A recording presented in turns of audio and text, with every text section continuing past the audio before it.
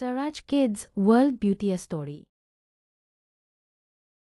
एक गांव में राहुल नाम का लड़का रहता था। उसके माँ बाप बहुत परेशान रहते थे क्योंकि राहुल की उम्र अब 35 साल की हो गई थी, लेकिन उसकी शादी नहीं हो रही थी। फिर एक दिन एक औरत राहुल के घर एक रिश्ता लेकर आती है। अरे बहन जी, मेरे पास आपके बेटे के लिए एक रिश्ता आया है। अरे वाह, ये तो बहुत खुशी की बात है। मेरे तो कान तरस गए थे ये खबर सुनने के लिए। लेकिन एक दिक्कत है। कैसी दिक्कत? लड़की की हाइट थोड़ी छोटी है। अगर आपको हाइट से कोई दिक्कत नहीं है तो मैं बात आगे बढ़ा सकती हूँ। नहीं नहीं, हमें लड़की के छोटे कद से कोई दिक्कत नहीं है। वैसे भी अब राहुल की उम्र 35 साल हो गई है।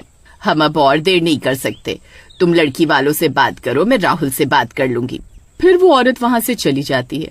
फिर कुछ देर बाद राहुल घर आता है। तब माँ उसे पूरी बात बताती है। ठीक है माँ, मुझे भी लड़की के छोटे कद से कोई दिक्कत नहीं है। ये तो बहुत अच्छी बात है। भगवान तेरा लाख लाख शुक्र है, तूने मेरी सुन ली।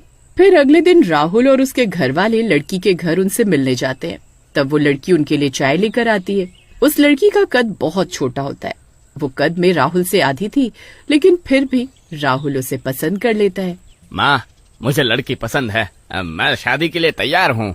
लेकिन राहुल के माता पिता को वो लड़की बिल्कुल भी पसंद नहीं आती। अरे मर गए रे, संगीता ने तो कहा था कि कद थोड़ा छोटा है, लेकिन ये तो बौनी लड़की है। नहीं नहीं, मैं इसकी शादी अपने बेटे से नहीं होने दूंगी। लेकिन राहुल तो उस लड़की को पसंद कर लेता है और शादी के लिए हाँ कर देता है। इसलिए उसकी माँ कुछ बोल नहीं पाती और वो लोग अपने घर की ओर चल देते हैं। फिर घर पहुंचकर, देख बेटा राहुल, मैं ये शादी नहीं होने दूंगी। उस लड़की का कद तो बहुत छोटा है, वो तो एक बौनी लड़की है। तू भी शादी के लिए मना कर दे। नहीं माँ, उस लड़की का कद छोटा है तो उसमें उसकी क्या गलती है? ये तो भगवान की देन है। अब मैं पीछे नहीं हट सकता, मैं उसी लड़की से शादी करूँगा। राहुल की माँ उसे बहुत समझाती है, लेकिन वो अपनी माँ की एक नहीं सुनता। फिर एक दिन वो राहुल उस लड़की को फोन करता है। हेलो सीमा, कैसी हो तुम? मैं सोच रहा था क्यों ना हम शादी से पहले एक बार फिर से मिल लें, ताकि तुम भी मुझे और जान पाओ और मैं भी तुम्हारे साथ कुछ वक्त बिता लूं। ठीक है, मैं अपने माता पिता से बात करती हूँ। अगर वो हाँ कर देंगे तो मैं तुमसे मिलने जरूर आऊंगी। फिर अगले दिन सीमा और राहुल मिलते हैं। वो एक दूसरे के साथ मेले में घूमने जाते हैं।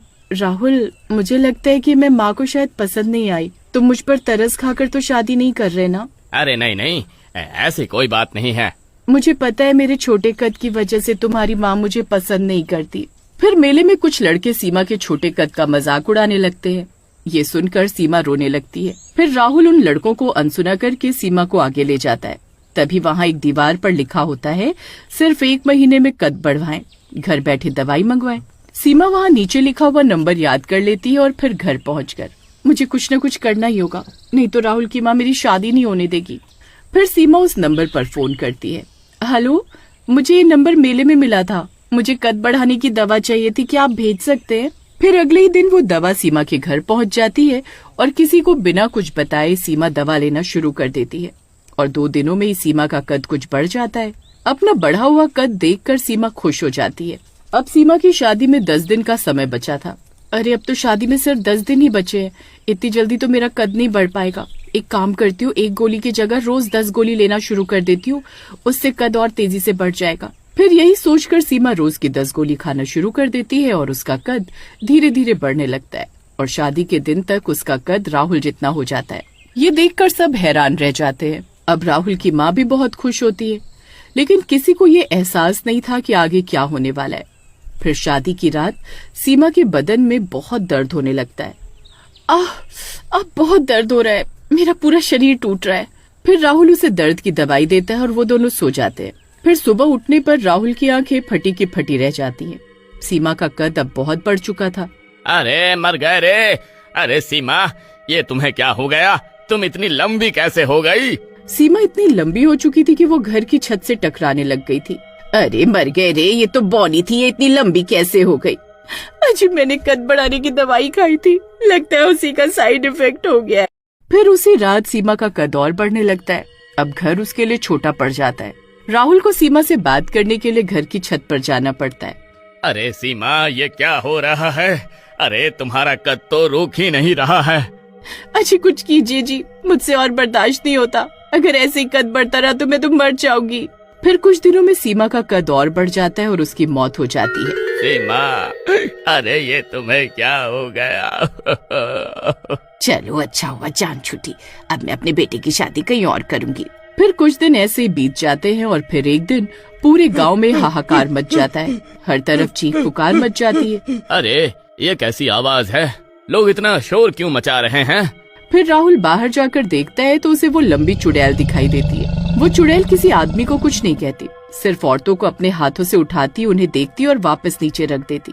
अरे लगता है ये चुड़ैल किसी औरत की तलाश कर रही है।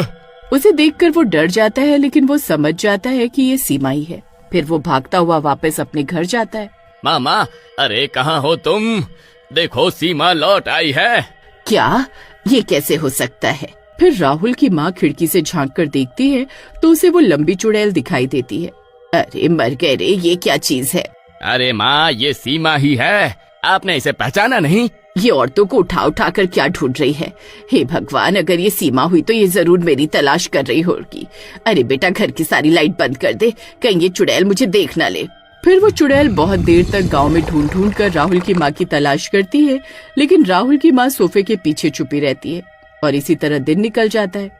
हे भगवान, आज तो बच गए, लेकिन हो सकता है वो चुड़ैल कल रात फिर लौटे। मुझे कुछ न कुछ करना होगा।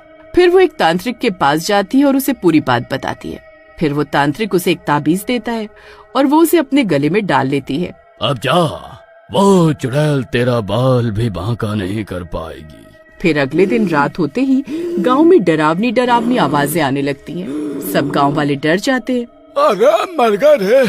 अरे ये लंबी चुड़ैल तो फिर आ गई। कहीं ये मेरी बीवी को उठा कर ना ले जाए। वैसे इसमें बुराई क्या है? क्यों ना अपनी बीवी को इसके हवाले कर दूं? इसी बहाने मेरी जान छूट जाएगी। अरे चुड़ैल जी, अरे लंबी चुड़ैल जी, आपको जिस औरत की तलाश है वो यहाँ इस घर में है। अरे नास मिटे, ये क्या कर रहा है? मुझे मरवाना चाहता है क्या? उस चुड़ैल को यहाँ क्यों बुला रहा है? फिर वो चुड़ैल उस गांव वाले की आवाज सुनकर उसके घर की ओर चल देती है। अरे मर गए रे, ये चुड़ैल तो इसी तरफ आ रही है, अब क्या करूं? तभी वो चुड़ैल दरवाजे से हाथ अंदर डालती है और उस औरत को उठा लेती है। अरे चुड़ैल जी, मुझे छोड़ दो। मैं जानती हूँ तुम सीमा हो। तुम्हारी सास तुम्हें पसंद नहीं करती थी, तुम उसी की तलाश में हो ना। अगर तुम अपने घर का पता भूल गई हो तो मैं तुम्हें वहां ले चलती हूँ। फिर वो औरत उस चुड़ैल को राहुल के घर की ओर ले जाती है और कुछ ही देर में राहुल के घर के बाहर पहुंच जाती है। फिर वो खिड़की से झांक कर देखती है तो उसे वहाँ राहुल की माँ दिखाई देती है। बुढ़िया, तो तू यहाँ छुप कर बैठी है, मैं कब से तेरी तलाश कर रही थी। फिर वो चुड़ैल दरवाजा तोड़ देती है और राहुल की माँ को उठा लेती है। ए बुढ़िया, मुझे तेरी तलाश थी, तेरी वजह से मेरी ये हालत हुई है। अरे मर गए रे, इसमें मेरा क्या कसूर है बेटी, मुझे छोड़ दे। तेरी वजह से मैंने कद बढ़ने की दवा खाई और मेरी ये हालत हो गई। अब मैं तुझे जिंदा नहीं छोड़ूंगी, मरने के लिए तैयार हो जा। तभी पीछे से राहुल भागता हुआ वहाँ पहुँच जाता है। उसे देखकर चुड़ैल शांत हो जाती है। सीमा, सीमा, ये तुम ही हो ना? मैंने तुम्हें पहचान लिया। हाँ राहुल, मैं सीमा ही हूँ। मैं तुम्हारी माँ से बदला लेने वापस आई हूँ। इसी की वजह से मैंने दवा खाई और मेरी जान चली गई। सीमा, मेरी माँ को माफ कर दो। उसकी तरफ से मैं हाथ जोड़कर माफी मांगता हूँ। वो आज के बाद कभी किसी लड़की में कोई कमी नहीं निकालेगी। मैं तुम्हें विश्वास दिलाता हूँ, मेरी माँ को माफ कर दो।